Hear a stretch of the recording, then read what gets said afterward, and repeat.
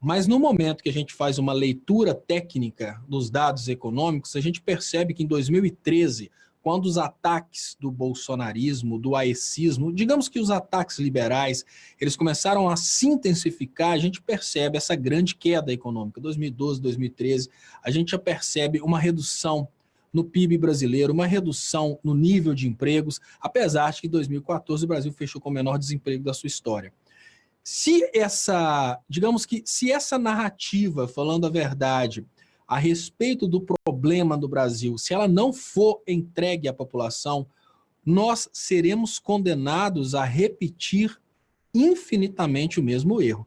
A ideia de querer colocar o problema econômico de um país de 207 milhões de habitantes, um país que estava bombando em termos de economia, desemprego baixíssimo, uma produtividade muito grande, existe a possibilidade da gente considerar que o que quebrou um país do tamanho do Brasil foi necessariamente corrupção de alguns políticos. É lógico que a corrupção, ela evitou sim o crescimento de setores importantes, como por exemplo, educação, saúde pública, tudo isso foi sacrificado pela corrupção. A gente precisa concordar, não há como negar que a corrupção sacrifica os investimentos estatais, mas tentar criar uma relação entre a corrupção e a quebra das indústrias brasileiras é forçar a barra.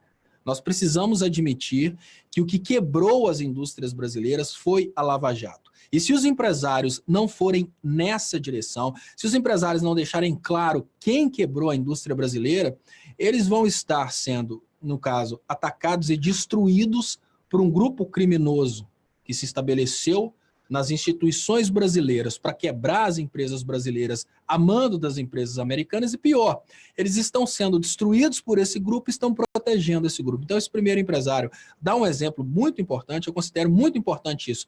Primeiro, a consciência de que a corrupção não tem potencial de quebrar empresas brasileiras. Quebrar estatais, claro. Diminuir a lucratividade das estatais, claro. Mas falar que a cadeia produtiva brasileira quebrou por causa da corrupção, isso é uma coisa completamente sem nexo e uma coisa que não faz sentido nenhum, mas a gente precisa admitir que esse argumento fechou em cima da cabeça do brasileiro. Ah, por que do desemprego hoje?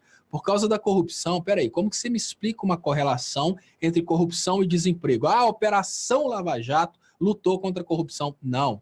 A Operação Lava Jato não lutou contra a corrupção. A Operação Lava Jato fez política, quebrou empresas brasileiras para abrir o mercado para empresas de fora do Brasil. Se os empresários não trabalharem como esse, mostrando de uma forma clara o que aconteceu, o que a gente está tentando fazer, na verdade, Léo, é tentar solucionar um problema. Por exemplo, você está com a sua pressão alta, aí o médico chega para te atender, você fala com ele, não, minha barriga está doendo. Obviamente ele vai procurar um outro problema que não existe e vai tentar solucionar a partir de um remédio que não funciona. Então, se a gente quer resolver o problema social brasileiro, se a gente quer resolver o problema econômico brasileiro, a gente tem que parar de mentir.